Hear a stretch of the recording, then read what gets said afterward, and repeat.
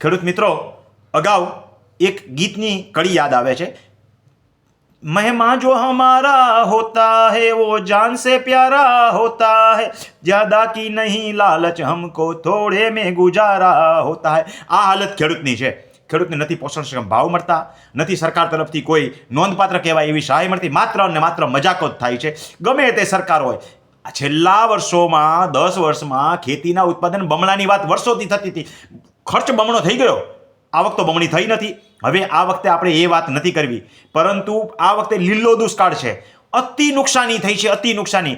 ખેડૂતના ખેતરની અંદર જાવ તો રડવું આવે। ખેડૂત બિચારો ત્યાં માથે હાથ દઈને પોક મૂકીને રોવે છે। આવા સમયે સરકારની ફરજ બને કે માત્ર સર્વેના નાટક નહીં કરતા, પણ ખેડૂતને કંઈક પોષણક્ષમ, જેને ખર્ચ કહી શકાય એવી તો કમસે કમ એનું દાળી ન હુજે તો કાંઈ નહીં, ખર્ચનું વળતર મળે એવું તો કમસે કમ નુકસાની વળતર આપજો। નહીંતર ઇલેક્શન નજીક આવે છે, ખેડૂત દેખાડી દેશે। કેટલાક લોકો માણસો છે ને એને ખબર જ નથી હોતી, એટલે કુછ લોગ જો જ્યાદા જાનતે હે વો ઇન્સાન કો કબ પહેચાનતે હે।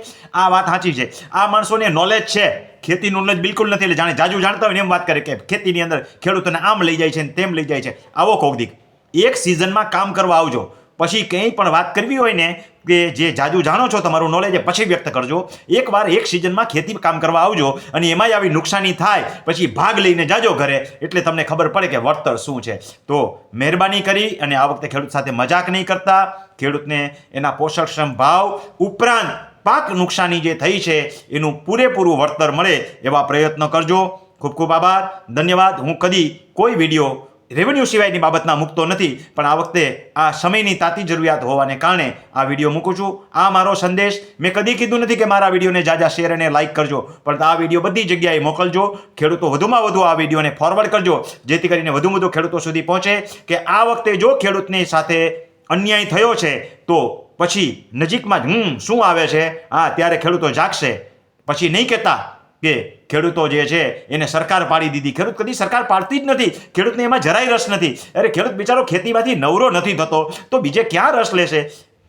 તો ખેડૂત મિત્રો, પાક નુકસાની માટે જાગૃત રહેજો અને વધુમાં વધુ નુકસાની મળે, વળતર મળે એવા પ્રયત્ન કરજો। સરકારને પણ આપણે અને સત્તામાં બેઠેલી દરેક વ્યક્તિને પણ આપણે હાથ જોડીને વિનંતી કરીએ કે અમારા ખેડૂતોને પૂરેપૂરું પોષણક્ષમ ભાવ દો। ખેડૂત કદી ખોટું બોલતો જ નથી, સમજી લેજો। વર્ષે વર્ષે ખેતીની આવક ઘટતી જ જાય છે। કોઈ ઉદ્યોગપતિને 2 વર્ષ 3 વર્ષ નુકસાની થાય તો એ ધંધો બદલાવી નાખે, બંધ કરી દે। પ્રોબેશનલ પીરિયડ હોય છે બિઝનેસનો, એ 1 વર્ષનો ગણાય। એ તો ખેતી દર વર્ષે એની હાલત હોય છે, વહી રફતાર।